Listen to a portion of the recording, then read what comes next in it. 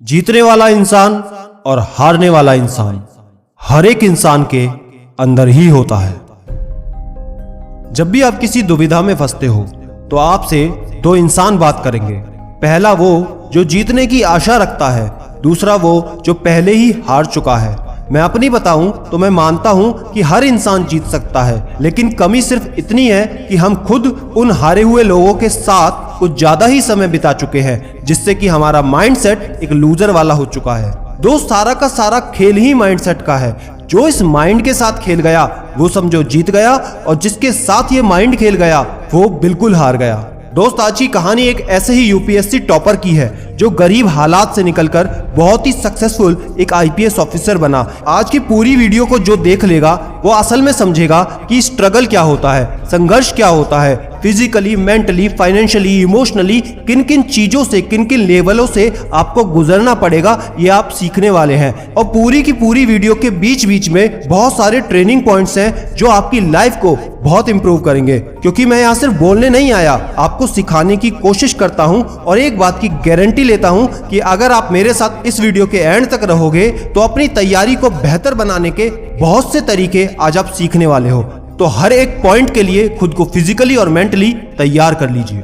दोस्त, ये कहानी शुरू होती है उत्तर प्रदेश के एक छोटे से गांव में जन्मे एक लड़के की, जिसका नाम सूरज था। सूरज का बचपन अपने दादा दादी से देशभक्ति की और मानवता की कहानियां सुनते सुनते गुजरा था। जब सूरज 10 साल के हुए तो उनके पिताजी का ट्रांसफर कानपुर के जाजमऊ जगह पर हो गया। परिवार की नाजुक हालत को देखते हुए इनका एडमिशन वहां एक हिंदी मीडियम स्कूल में करा दिया गया। लेकिन कहते हैं ना, जब आपके पास ऑप्शंस नहीं होते तो आप खुद के ऑप्शंस को अपने ऑप्शन बना लेते हैं। तो सूरज ने अपनी पढ़ाई के साथ साथ पेंटिंग और कविता लिखने पर भी अपनी रुचि बनाकर रखी, जिसके चलते उन्हें सन 2000 में प्रेसिडेंट अवार्ड से भी सम्मानित किया गया। दोस्त, सूरज के बचपन का सपना था एक आईपीएस ऑफिसर बनना, लेकिन अभी तक वो खुल के सामने नहीं आया था। 12वीं की परीक्षा इन्होंने हिंदी मीडियम से 85% अंक से पास की। उसी उम्र में अपने दोस्त के साथ मिलकर एक कोचिंग इंस्टीट्यूट की भी शुरुआत की, जिसमें इन्होंने बहुत मेहनत की, फिर भी कोई सफलता नहीं मिली। और जैसा कि हर एक टीन एज में होता है कि बहुत सारा पैसा मुझे कैसे भी मिल जाए, तो इन्होंने एक मल्टी लेवल नेटवर्क मार्केटिंग को ज्वाइन किया, जिसमें इन्होंने खूब कड़ी मेहनत की, दिन रात एक कर दिया, लेकिन वहां भी इनको सफलता प्राप्त नहीं हुई। सूरज कहते हैं ये दोनों इंसिडेंट बाकियों के लिए एक फेलियर की तरह साबित हो सकते हैं, लेकिन मेरे लिए ये जिंदगी का सर्वश्रेष्ठ पल था, जहां पे मैंने करोड़ों अरबों रुपए से भी ज्यादा कीमती चीज हासिल की थी, वो था अनुभव। 12वीं के बाद इन्होंने ग्रेजुएशन के लिए एक कॉलेज में एडमिशन लिया। घर के हालात ज्यादा अच्छे ना होने के कारण ग्रेजुएशन पूरी होते ही सूरज ने निश्चय किया कि वो अपने पिताजी की फाइनेंशियल तौर पर मदद जरूर करेंगे, जिसके लिए उन्होंने नोएडा के एक कॉल सेंटर में जॉब करना शुरू कर दिया। लेकिन वहां पर उन्हें 2 महीने की ट्रेनिंग दी गई अपने बोलने के तरीकों को सुधारने के लिए। ट्रेनिंग पूरी होने के बाद 7 राउंड की परीक्षा पार इन्होंने कर ली, लेकिन आखिरी राउंड में सूरज बुरी तरह फेल हो गए। इतने खराब प्रदर्शन के कारण कंपनी ने इन्हें निकालने का फैसला किया। लेकिन सूरज अपनी दर्द भरी दास्तां बताते हुए कहते हैं कि वो समय उन्होंने अपने सीनियर मैनेजर के हाथ पांव जोड़ दिए कि किसी भी तरह उनको मनाया जाए कि मुझे कंपनी से ना निकाले। तो उनकी बात को मानते हुए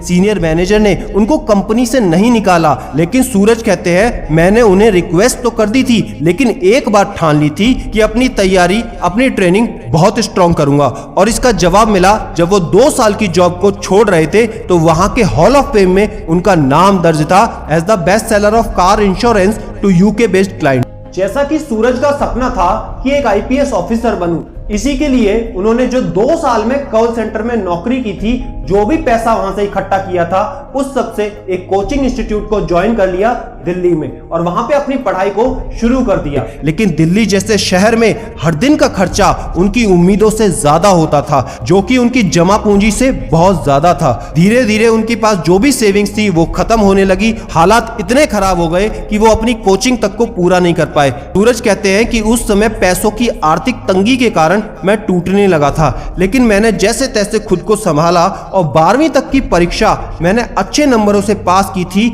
इसके दम पर मैंने बैंक के एग्जाम दिए और बैंक में एक पीओ का पद भी प्राप्त करा। 3 साल तक बैंक में जॉब करने के बाद वहां पर उन्हें ब्रांच मैनेजर का पद ऑफर हुआ।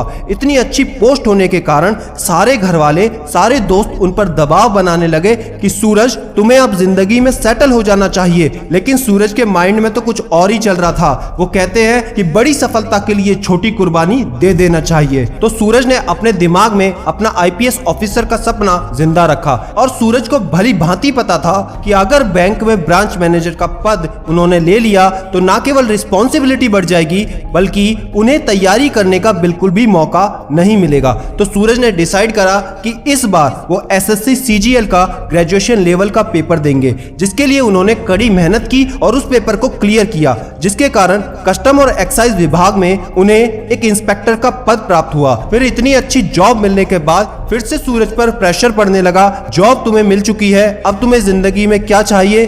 अब तुम्हें सूरज सेटल हो जाना चाहिए। लेकिन सूरज का आईपीएस बनने का सपना अभी पूरा कहाँ हुआ था, तो सूरज ने इस बात को बिल्कुल नहीं माना। इंस्पेक्टर का पद मिलने के बाद सूरज बहुत खुश थे, क्योंकि शनिवार और रविवार उनको छुट्टी मिल जाती थी, जिसके कारण वो अपनी पढ़ाई और तैयारी अच्छे से कर लेते थे। सूरज एक बात को हमेशा कहते हैं कि हमारे हाथ में सिर्फ तैयारी होती है, ना ही रिजल्ट हमारे हाथ में है, ना उस समय के हालात हमारे हाथ में है। हमारे हाथ में है तो सिर्फ तैयारी। सूरज एक बात को अच्छे से समझ चुके थे कि ये वही अवसर है जिसका वो बहुत सालों से इंतजार कर रहे थे, और इस अवसर को उन्होंने हाथ से जाने नहीं दिया। अपनी तैयारी को और स्ट्रॉन्ग किया और 2011 और 12 में उन्होंने अपना पहला अटेम्प्ट दिया। तैयारी अच्छी होने के कारण उन्होंने अपना प्रीलिम्स और मेंस बहुत आसानी से पार कर लिया, लेकिन इंटरव्यू में उनका सिलेक्शन नहीं हो पाया। सूरज कहते हैं कि ये भले ही दूसरों की नजर में एक फेलियर हो, लेकिन मेरे लिए बहुत ही बड़ा कॉन्फिडेंस था, क्योंकि मैंने ऐसे कई एस्पिरेंट्स को देखा था जिनकी अलमारी किताबों से भरी हुई थी, जो वो पढ़ चुके थे, स्टिल वो यूपीएससी के प्रीलिम्स को भी क्लियर नहीं कर पाए थे। इससे उन्होंने कॉन्फिडेंस हासिल करके फिर से तैयारी की, कड़ी मेहनत करी और सेकंड अटेम्प्ट दिया। सेकंड अटेम्प्ट में प्रीलिम्स उन्होंने बहुत आसानी से निकाल दिया, लेकिन इस बार उन्हें जोर का धक्का लगा, क्योंकि मेंस में ही वो अटक के रह गए। तैयारी बहुत शानदार होने के बावजूद भी ऐसा होने पर उनका दिल टूट गया। उन्होंने जैसे तैसे खुद को संभाला, क्योंकि दिल भले ही टूट गया हो, लेकिन सपना उनका अभी नहीं टूटा था। और जैसा मैं हमेशा आपसे कहता हूं, अटेम्प्ट भले ही टूट जाए, लेकिन सपना कभी नहीं टूटना चाहिए। अगर आप भी कभी किसी परिस्थिति में परेशान हो जाएं और ऐसा लगे कि यूपीएससी मेरे बस की बात नहीं, तो एक वीडियो मैं बना चुका हूं, जिसका लिंक ऊपर आई बटन में, नीचे डिस्क्रिप्शन में मिल जाएगा, उसे जरूर देख लेना। तीसरे अटेम्प्ट में उन्होंने सारे पड़ाव को पार करा और 334वीं रैंक हासिल की। तो 334वीं रैंक के साथ इंडियन रेवेन्यू सर्विसेज में एक अच्छा पद हासिल कर सकता था और आसानी से सेटल भी हो सकता था। लेकिन जैसा मैं हमेशा आपको कहता हूं कि अपने दिमाग में क्लैरिटी का होना बहुत जरूरी है, ड्रीम का पक्का होना बहुत जरूरी है।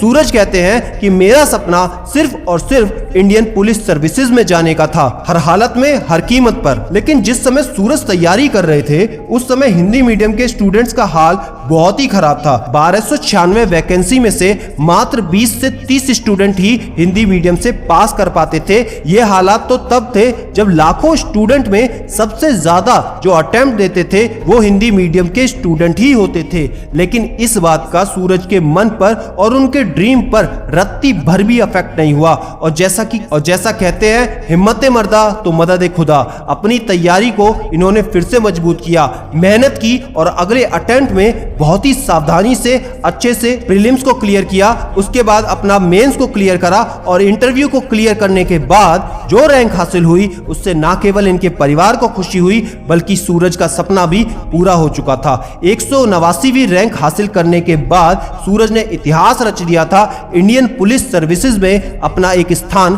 प्राप्त कर लिया था। और सबसे बड़ी बात यह थी कि ये उन्होंने 30 साल की उम्र में हासिल किया था। दोस्त, आप सभी का सवाल होता है कि सर कितने घंटे पढ़ें, कैसे पढ़ें, कब तक पढ़ें कि यूपीएससी क्लियर हो जाए। आप बस एक बात कभी मत भूलना कि एक साल में 365 दिन होते हैं। 365 दिन नहीं, 8,760 घंटे होते हैं। 8,760 घंटे नहीं, 5,25,600 मिनट होते हैं। 5,25,600 मिनट नहीं, 3,15,36,000 सेकंड होते हैं। अब इन सेकंडों में से, अब इन मिनटों में से, अब इन घंटों में से, अब इन दिनों में से कितना समय आप क्वालिटी स्टडीज में देते हो, कितना समय आप अच्छी स्टडीज में देते हो, that will determine your future and also decide whether you will be what you want to be. और मेरे दोस्त, कभी मत भूलना कि हार को हार मान लेना ही असली हार होती है। जब तक मानोगे नहीं तब तक हारोगे नहीं। इस पूरी स्टोरी से आपने क्या क्या सीखा, वो सारी की सारी बातें जो आपने नोट करी हैं, आज कमेंट में नीचे लिख के जाना। इससे पता चल जाएगा आप सीख भी रहे हो या नहीं। और अगर मुझसे लाइव बात करना चाहते हो तो 15 मई 2020 को शुक्रवार शाम 6 बजे मैं खबरी एप्लीकेशन पर लाइव आने वाला हूं, जिसमें मैं आपको बताऊंगा किस क्लास से आपको प्रिपरेशन शुरू करनी चाहिए, कैसे शुरू करनी चाहिए, कितना भी डिमोटिवेशन आ जाए उससे कैसे जल्दी से निकल सकते हो, और बहुत सारी छोटी छोटी टिप्स ट्रिक्स मोटिवेशन के साथ में, जिसका लिंक नीचे डिस्क्रिप्शन में है। वहां पर सीडीमेनिया इंफोटेनमेंट को फॉलो कीजिए और मुझसे मिलिए 15 मई शुक्रवार शाम 6 बजे खबरी एप्लीकेशन पर लाइव। वीडियो अगर पसंद आई हो तो हर एक फेसबुक, व्हाट्सएप, टेलीग्राम ग्रुप में दबा के शेयर कीजिए, क्योंकि आपका एक शेयर किसी का जीवन बदल सकता है। आपका कोई भी सवाल हो और डेली मोटिवेशन पिक्स के लिए आप इंस्टाग्राम पर @सीडीमेनिया इंफोटेनमेंट को फॉलो कर लीजिए। उसका लिंक भी नीचे डिस्क्रिप्शन में मिल जाएगा। और याद रखना, कोई है या नहीं, मैं हमेशा आपके साथ हूं। Be happy and stay motivated with सीडीमेनिया।